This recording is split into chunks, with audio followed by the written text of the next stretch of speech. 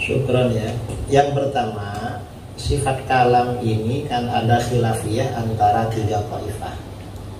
Menurut kelompok Mu'tazilah, Allah itu gak punya sifat kalam. Ya, karena kalam itu makhluk, makanya Al-Quran makhluk. Ini kata Mu'tazilah.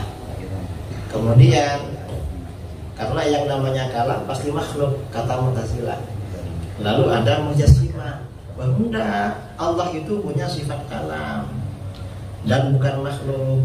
Kalamnya Allah macam mana? Ya berupa suara, berupa huruf. Bahkan sebagian Mujassimah ada yang ghulu sampai mengatakan kertasnya Al-Quran itu juga qadim katanya, padahal baru buat kan itu. Nah, Ahlus Sunnah ini ambil jalan tengah. Allah punya sifat kalam ya. Mengapa punya sifat kalam? Dalam Al-Quran ditetapkan wa kallamallahu Musa taklima. Dalilnya dari Naqli.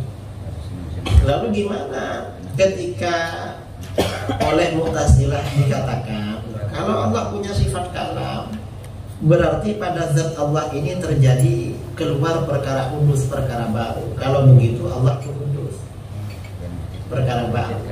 Ahlus Sunnah ambil jalan tengah. Allah punya sifat kalam dan sifat kalamnya kalam nafsi, bila harfin wala sautin. Jadi seperti itu. Nah, karena ini hanya istilah bahwa ada kalam tanpa suara, tanpa huruf. Ini kan hanya istilah bahasa. Para ulama kita secara bahasa cukup dengan syairnya Akhtal itu. Syairnya Akhtal.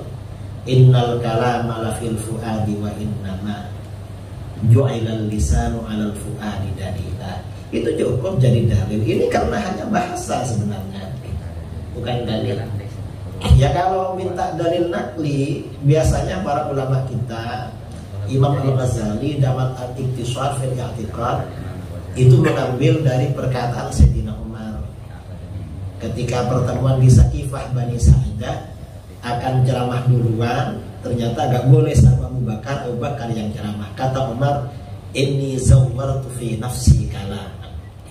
Oh, berarti apa yang ada di nafas itu dibilang kalam juga, karena ada riwayat dari Sayyidina Umar. Itu dalil kita sebenarnya dalam kitab Al-Iqtisad fil I'tiqad Imam Al-Ghazali. Dan ini masalah kalam ini kalau di Malaysia, Indonesia, antara kita dengan Taifah Wahabiyah ini tidak menjadi khilafiyah. Mengapa? Karena mereka tak paham masalah ini. Orang Wahabi ini pahamnya masalah kuburan, masalah orang mati itu aja biasa. Hatta sama akidahnya sendiri dia ngerti. Ini ya Pak. Karena orang Wahabi ini kan nggak suka ilmu kalam dan membid'ahkan ilmu kalam. Saya pernah dijemput oleh Wahabi untuk menadharah dengan Syiah di Sulawesi, di Makassar. Ada tokoh Syiah dulu tapi dah mati, namanya Dr. Jalaluddin Rahman. Saya suruh menadharah dengan dia tentang bukunya Jalal. Nah, saya membatalkan bukunya Syiah ini pakai teori yang ada di ilmu kalam. Tapi saya nggak bilang kalau itu ilmu kalam. Orang Wahabi ngaku-ngaku semua. Masya Allah.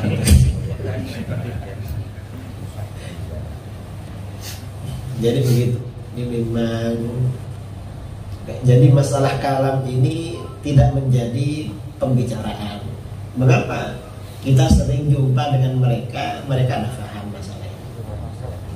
Ya mungkin Wahabi yang di Timur Tengah yang ngerti masalah ini. Mohon maaf.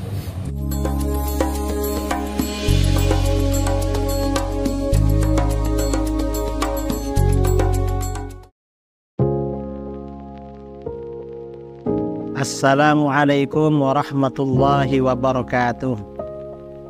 Saudara-saudara kaum muslimin dimanapun Anda berada, di seluruh Indonesia maupun di luar negeri, perkenalkan saya Al-Fakir Muhammad Idrus Ramli mengajak saudara-saudara sekalian untuk menyisihkan sebagian hartanya, sebagai donasi bagi program peduli pendidikan yang dikelola oleh LAS, Lembaga Amin Zakat Sidogiri.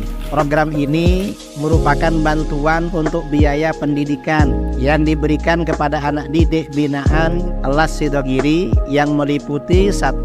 Beasiswa anak yatim dan duafa, 2. Beasiswa anak berprestasi, 3. Peningkatan SDM guru, dan 4. Penugasan dai dan atau tenaga pengajar. Silahkan saudara-saudara, kami tunggu donasinya melalui rekening yang tertera di video ini. Insya Allah harta kita akan semakin berkah, semakin dimudahkan, semakin lancar, semakin bertambah. Amin, Allahumma amin. Dari saya, Assalamualaikum warahmatullahi wabarakatuh.